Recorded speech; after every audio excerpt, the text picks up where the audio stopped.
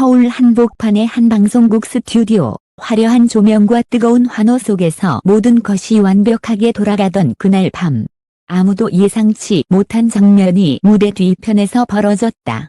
관객석에서는 마지막 무대의 장향이 여전히 귀에 맴돌고 있었지만 대기실 문을 기준으로 한 발자국만 들어가면 공기는 전혀 다른 색깔이었다.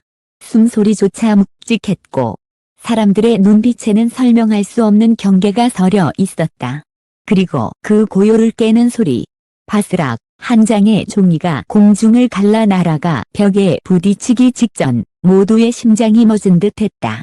그날 방송의 주인공 중 한 명은 트로트계의 새로운 황제로 불리는 김용빈이었다. 한 감성과 절제된 무대 매너로 무수한 팬을 끌어모은 그는 특유의 차분함으로 스태프와 출연진 모두에게 신뢰를 주는 인물이었다.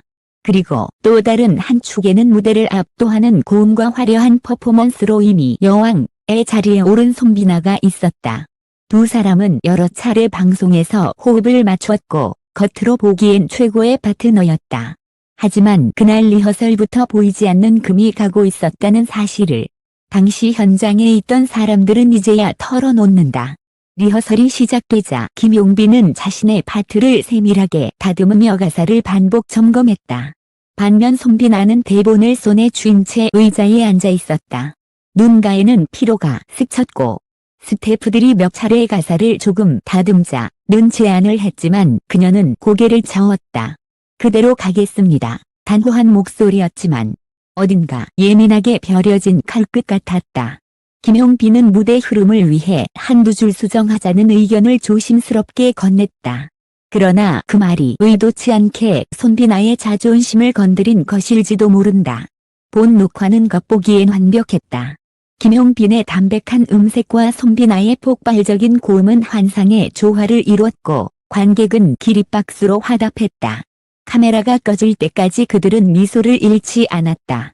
그러나 조명이 꺼지고 환호가 잦아든 무대 뒤편에서 묵직한 공기가 다시 차오르고 있었다.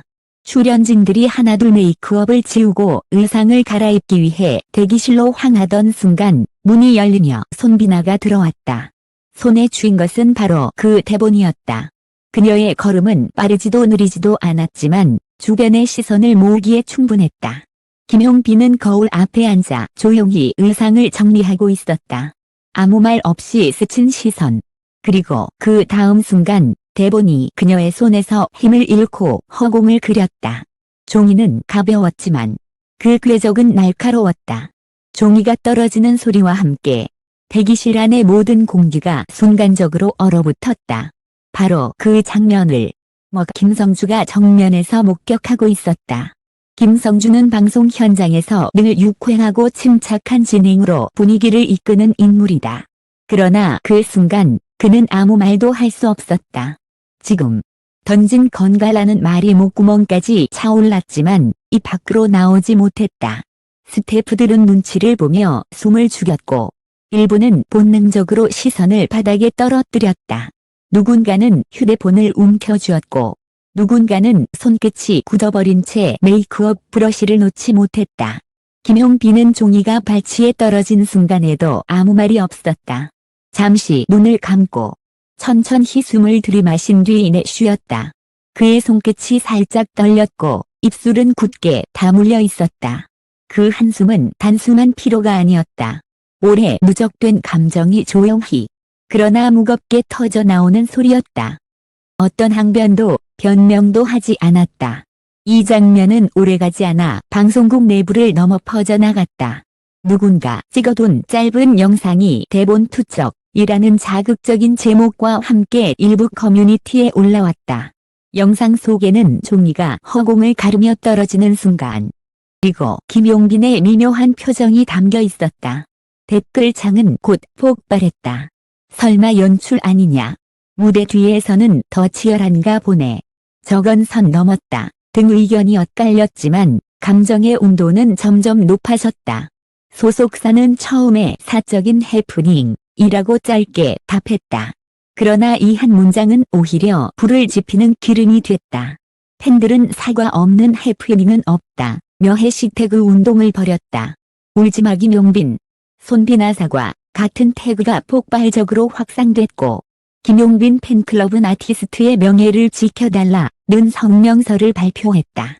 반대로 손비나의 일부 팬들은 과장된 해석이라며 방어에 나섰다.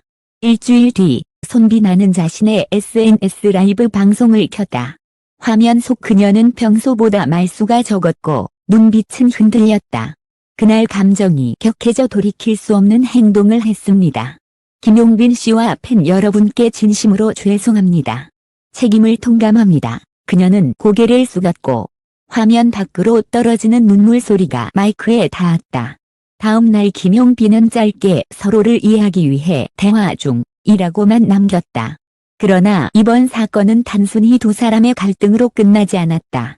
트로트 업계 전반에 걸친 구조적 문제, 끝없는 경쟁 시스템, 과중한 스케줄, 심리적 안전망 부재가 수면 위로 떠올랐다.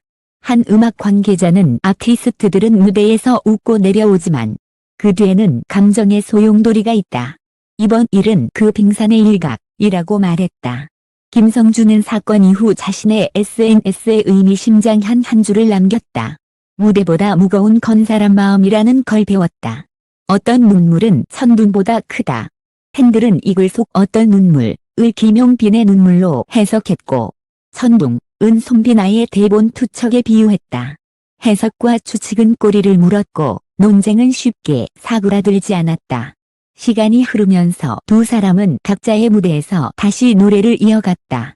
그러나 팬들의 기억 속에서 그날 대기실의 공기, 종이가 날아간 궤적, 그리고 침묵 속 눈물은 아직도 선명하다. 언젠가 그들이 다시 같은 무대에 서서 웃으며 이 일을 이야기할 날이 올까? 아니면 그날의 상처가 두 사람 사이를 영원히 갈라놓을까? 답은 아직 알 수 없다. 하지만 분명한 건 있다. 그날 밤 허공을 가른 한 장의 대본은 단순한 종이가 아니었다. 그것은 음악과 인간 사이의 미묘하고도 복잡한 감정의 무게를 세상에 드러낸 잊히지 않을 상징이었다.